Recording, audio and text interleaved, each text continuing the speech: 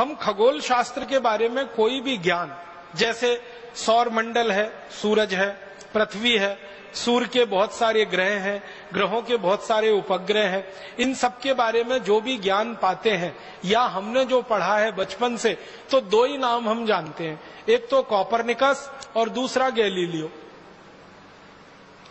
पृथ्वी है, सूर्य है, पृथ्वी और सूर्य के बीच में कोई दूरी है, पृथ्वी और सूर्य के बीच में कोई आकर्षण है, पृथ्वी और सूर्य के अलावा दूसरे ग्रहों के आपस के कोई आकर्षण है, ये सारा ज्ञान हम दो ही लोगों के नाम से पढ़ते हैं। आपको याद होगा, एक तो कॉपरनिकस, दूसरा गैलीलियो। कॉपरनिकस के ज्ञान के आधार पर हम पढ़ते हैं पृथ्वी सूर्य के चारों तरफ चक्कर लगाती है, पृथ्वी अपनी धुरी पर भी घूमती है, सूर्य के चारों तरफ भी घूमती है, अपनी धुरी पर घूमने से ये होता है, सूर्य के चारों तरफ घूमने से ये होता है। ये सब बचपन से हम पढ़ते आए कॉपरनिकस के नाम से या तो गैलीलियो के नाम से। अभी पता चल रहा है वो ये कि कॉपरनिकस और गैलीलियो तो पैदा भी नहीं हुए थे, उसके हजारों साल पहले ये ज्ञान और ये सूत्र और ये सिद्धांत भारत के सामने प्रस्तुत किए थे एक महान व्यक्ति, उनका नाम था महर्षि आर्यभट्ट। उन्होंने सबसे पहले दुनिया को बताया कि ये सौर मंडल में सूरज स्थित है और स्थिर है, पृथ्वी जो है स्थिर नहीं है, वो घूम रही है सूरज के चारों तरफ और वो अपने अक्ष पर भी घूम रही है। ये सबसे पहले महर्षि आर्यभट्ट ने सारी दुनिया को बताया। उसके बाद उन्होंने जो सूत्र दिए, उन सूत्रों के आधार पर पृथ्वी और सूर्य के बीच की दूरी निकाली गई और आप हैरान हो जाएंगे, महर्षि आर्यभट्ट ने जो दूरी निकाल के दे दी, वो दूरी को आज तक दुनिया का कोई खगोल शास्त्री चुनौती नहीं दे पाया, आज तक नहीं दे पाया। जितनी दूरी उन्होंने बता दी, उतनी ही दूरी आज के वैज्ञानिक बताते हैं पृथ्वी और सूर्य के बीच की।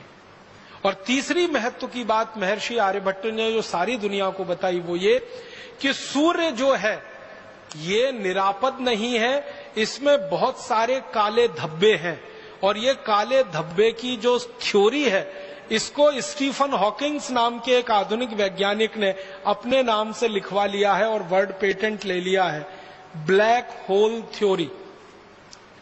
आप में से कुछ लोग अगर थोड़ा फिजिक्स पढ़े होंगे तो आपने पढ़ा होगा ब्लैक होल थ्योरी। ये ब्लैक होल थ्योरी को सारी दुनिया मानती है, स्टीफन हॉकिंग्स की खोज है ब्लैक होल्स थ्योरी। लेकिन महर्षि आर्यभट्ट ने स्टीफन हॉकिंग्स के जन्म से हजारों साल पहले बता दिया कि सूरज निरापद नहीं है, इसमें ब्लैक होल्स हैं, काले विवर हैं, और वही उसके जीवन का कारण है। इसके बाद और एक महत्व की बात जो सारी दुनिया में महर्षि आर्यभट्ट ने बताई, जिसको दूसरे लोग अपने नाम से प्रकाशित करते रहे हैं, वो ये कि हमारा जो सूर्य है और सूर्य के साथ दूसरे ग्रहों की जो स्थिति है, तो सारे ग्रह सूर्य के प्रकाश से प्रकाशित हैं।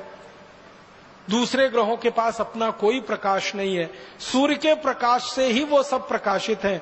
वो चाहे शनि हो, चाहे बुध हो, चाहे शुक्र हो, चाहे चंद्रमा हो, चाहे मंगल हो, ये सब सूर्य के प्रकाश से प्रकाशित है। सारी दुनिया को सबसे पहले महर्षि आर्यभट्ट ने बताया है। और इससे भी गहरी बात मैं आपसे कहता हूं, महर्षि आर्यभट्ट ने पता नहीं कैसे हजारों साल पहले कोई दूरबीन बनाई होगी, तभी ये बता सकते, नहीं तो सवाल ही नहीं। महर्षि आर्यभट्ट ने बताया कि शनि के 5 उपग्रह हैं, पूरी दुनिया को पता चला। उसके बाद थोड़े दिन में उन्होंने अपनी कही हुई बात को संशोधित किया और कहा कि नहीं, शनि के 7 उपग्रह हैं, 5 नहीं है 7 है, और गिनकर बताए उन्होंने। और आपको मैं बताना चाहता हूं ये गर्व की बात कि महर्षि आर्यभट्ट ने हजारों साल पहले जो कह दिया कि शनि के 7 उपग्रह हैं, आज के वैज्ञानिक 8वां उपग्रह नहीं खोज पाए अभी तक शनि का, वो 7 पे अटके हुए, और शायद खोज भी नहीं पाएंगे क्योंकि 8वां उपग्रह है ही नहीं। होता तो वो खुद ही बता के चले गए। अब मैं आपके ध्यान को आकर्षित करना चाहता हूं कि शनि के 7 उपग्रह को खोज लेना कैसे संभव है। बिना दूरबीन के तो सवाल ही नहीं उठता, हो ही नहीं सकता। इसका माने बहुत साफ है कि महर्षि आर्यभट्ट ने दुनिया की सबसे पहली दूरबीन बनाई होगी और उससे देखकर यह बताया होगा, और सारी दुनिया में दूरबीन बनाना लोगों ने उसकी नकल करके सीखा होगा। महर्षि आर्यभट्ट ने एक पुस्तक लिखी है, बड़ी पुस्तक है, बृहद संहिता उसका नाम है, और एक दूसरी पुस्तक है आर्यभट्ट संहिता उसका नाम है।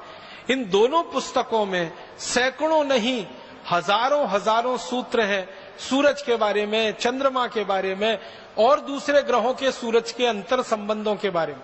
और आप जानते हैं सबसे पहले दुनिया में ग्रहण के बारे में, चंद्र ग्रहण होगा, सूर्य ग्रहण होगा, इस तिथि को होगा, इस दिनांक को होगा, इस साल में पड़ेगा, ये सारे के सारे ठीक ठीक गणनाएं सबसे पहले शुरू किया महर्षि आर्यभट्ट ने। महर्षि आर्यभट्ट की शुरू की गई गणनाएं चंद्र ग्रहण की, सूर्य ग्रहण की हजारों साल बिल्कुल सच साबित हुई और उसके आधार पर पंचांग विकसित हुआ। और आपको एक और गहरी बात बताना चाहता हूं महर्षि आर्यभट्ट के बारे में कि उन्होंने सूरज का, पृथ्वी का, दूसरे ग्रहों का जब अध्ययन किया बारीकी से, गहराई से, और उन्होंने देखा कि पृथ्वी अपनी धुरी पे भी घूम रही है और सूर्य के चारों तरफ भी घूम रही है, तो पृथ्वी की अपनी धुरी पर घूमने से दिन है और दिन रात हो रहे हैं, तो दिन कितने घंटे का हो रहा है, रात कितने घंटे की हो रही है। और बारीकी से करते करते उन्होंने 7 दिन निर्धारित कर दिए, और वो 7 दिन है रविवार, सोमवार, मंगलवार, बुधवार, बृहस्पतिवार, शुक्रवार, शनिवार। ये जो 7 दिन महर्षि आर्यभट्ट ने हजारों साल पहले निश्चित कर दिए, सारी दुनिया अभी तक 8वां दिन नहीं खोज पाई। जो 7 उन्होंने हजारों साल पहले कह दिए, वही 7 दिन पूरी दुनिया इस्तेमाल कर रही है। और आपको हैरानी होनी चाहिए ये जानकर कि कोई क्रिश्चियन है तो, कोई मुसलमान है तो, कोई यहूदी है तो, कोई बौद्ध है तो, कोई पारसी है तो, कोई हिंदू है तो, या किसी भी संप्रदाय का है, वो इन्हीं 7 दिनों को मानता है। रविवार, सोमवार, मंगलवार, बुधवार, बृहस्पतिवार, शुक्रवार, शनिवार। बस अंतर इतना है कि उसको अपनी अपनी भाषा में उन्होंने भाषांतर कर लिया है। अंग्रेजों ने रविवार का संडे कर दिया, सोमवार का मंडे कर दिया, मंगलवार का ट्यूसडे कर दिया, बुधवार का वेडनेसडे कर दिया, गुरुवार का थर्सडे कर दिया, शुक्रवार का फ्राइडे कर दिया, शनिवार का सैटरडे। बस इतना ही किया है, भाषांतर ही किया है, बाकी कोई मूल बदलाव अंग्रेज नहीं कर पाए। और अंग्रेजों के आगे पीछे की सभ्यताओं ने भी उसको वैसे का वैसा ही स्वीकार किया। यूनान की पूरी सभ्यता ने यही स्वीकार किया, रवि, सोम, मंगल, बुध। मेसोपोटामिया की सभ्यता ने यही स्वीकार किया, बेबीलोनियन की सभ्यता ने यही स्वीकार किया।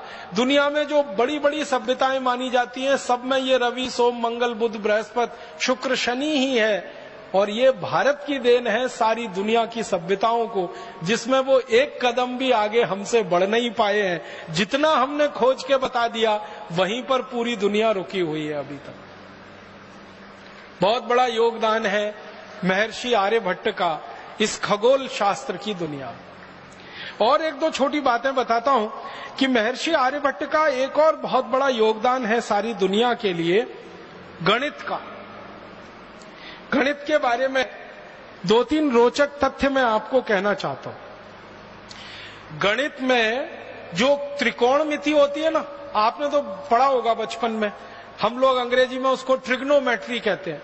ये जो त्रिकोणमिति है, ये जो ट्रिग्नोमेट्री है, ये महर्षि आर्यभट्ट की खोज है। उन्होंने सबसे पहले त्रिकोणमिति दिया है पूरी दुनिया को जानने, समझने और सीखने के लिए। और आप जानते हैं, इसी त्रिकोणमिति को आधार बनाकर दुनिया में सारा निर्माण कार्य चलता है। त्रिकोणमिति अगर आप जानते नहीं हैं तो आप किसी भी निर्माण कार्य में लग नहीं सकते। तो सारी दुनिया के निर्माण कार्य का आधार और पृष्ठभूमि महर्षि आर्यभट्ट की देन है। त्रिकोणमिति जो उन्होंने समझाई सारी दुनिया। गणित में त्रिकोणमिति का आविष्कार भारत में हुआ।